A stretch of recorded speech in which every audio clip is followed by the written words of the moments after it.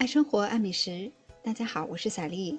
我们今天来做一款低糖少油的雪花曲奇，外酥里软，香浓又好吃。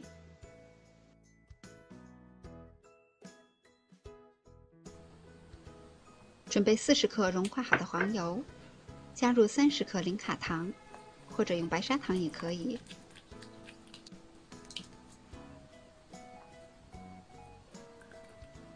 搅匀以后，再分3次，一共加入50克的鸡蛋液。每一次加入以后都要搅匀，再放下一次。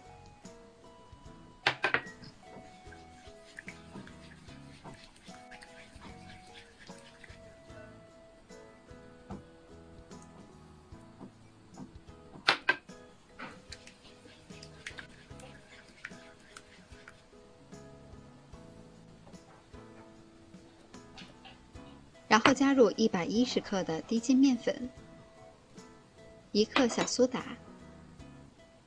，3克无铝泡打粉，1克盐，搅拌均匀。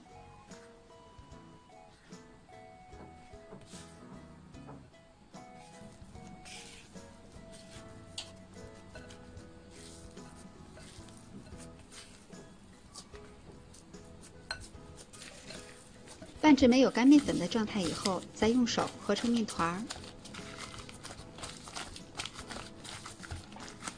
把面团整理一下形状，用保鲜膜盖好，放到冰箱里边冷藏1个小时以上。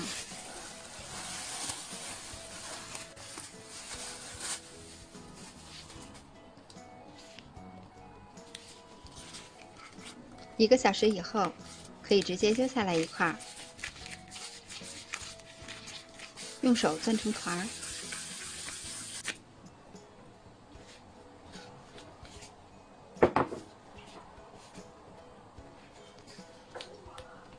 再蘸上1层椰蓉，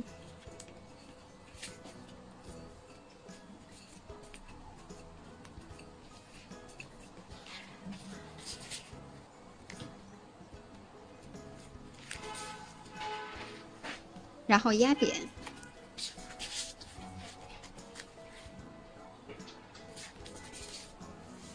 每个小生胚如果是20克，一共可以做12个。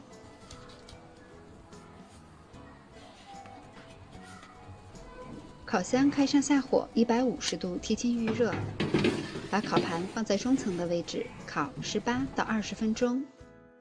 因为烤箱之间是有差异的，所以具体的时间和温度要根据实际情况来适当的调节。烤到曲奇上色均匀就可以出炉了。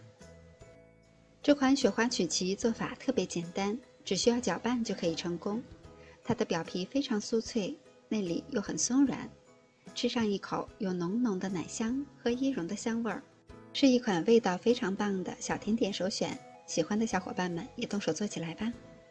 我是小丽，喜欢我的视频请关注留言，明天见。